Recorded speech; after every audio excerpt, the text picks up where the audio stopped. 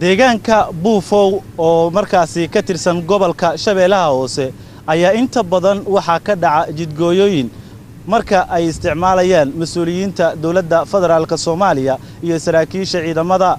Cabdulqaadir Cali Xuseen Koronto, Somali Channel, deegaanka Buufow ee gobolka Shabeellaha Hoose.